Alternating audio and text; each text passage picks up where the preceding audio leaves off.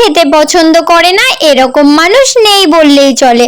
আজ আমি তোমাদের সঙ্গে চিকেন মোমো রেসিপি শেয়ার করতে চলেছি। তো চলো দেখে নেওয়া যাক। প্রথমেই কিমা করে রাখা চিকেনের মধ্যে কুচনো পেঁয়াজ, কুচনো গাজর, কুচনো রসুন, কুচনো আদা, কুচনো লঙ্কা আর দিয়ে দিলাম গোলমরিচের গুঁড়ো, পরিমাণ মতো লবণ, একটু লঙ্কার গুঁড়ো, তেল আর দিয়ে দিলাম একটু ভিনিগার, লেবুর রস দিয়ে সবটা ভালোভাবে মেখে ঢাকা দিয়ে রেখে দিলাম। ততক্ষণে এই দিকে দেখো, ময়দার মধ্যে দিয়ে দিয়েছি পরিমাণ মতো লবণ, অল্প একটু চিনি আর দিয়ে দিলাম তেল। এখন ভালোভাবে পুরোটা মেখে নিয়েছি, তারপরে দিয়ে দিলাম পরিমাণ মতো জল।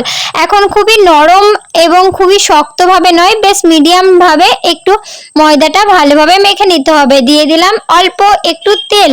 দেখো কতটা সুন্দরভাবে মাখা হয়ে গেছে আর কতটা সফট হয়েছে, তোমরা দেখেই বুঝতে পারবে। ততক্ষণে এই দিকে দেখো, একটা ফ্রাই প্যানের মধ্যে দিয়ে দিলাম তেল। চিকেনটা যেহেতু আমার কাঁচা ভালো লাগে না, তার জন্য অল্প করে হালকাভাবে একটু ভেজে নিয়েছি। তো এই ভাজা চিকেনটা দিয়ে দিলাম আর ওটা লুচির মতো করে বেলে নিয়েছি। এখন এইভাবে মোমোটা বানিয়ে নিচ্ছি। আমি মোমো বানাতে খুব একটা ভালো পারি না, তবুও চেষ্টা করেছি। ঠিক একইভাবে সব মোমোগুলো বানিয়ে নিয়েছি। এখন শুধু স্টিম করা হয়ে গেলেই ব্যাস খাওয়ার জন্য রেডি।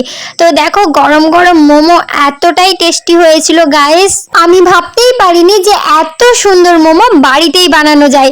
তো চলো তোমরাও একদিন এইভাবে বানিয়ে ট্রাই করো, তাহলেই বুঝে যাবে যে কতটা টেস্টি হয়েছিল। তো আজকের জন্য এইটুকুই বন্ধুরা, দেখা হবে পরবর্তীকালে একটা নতুন ভিডিওতে। তো বাই গাইস।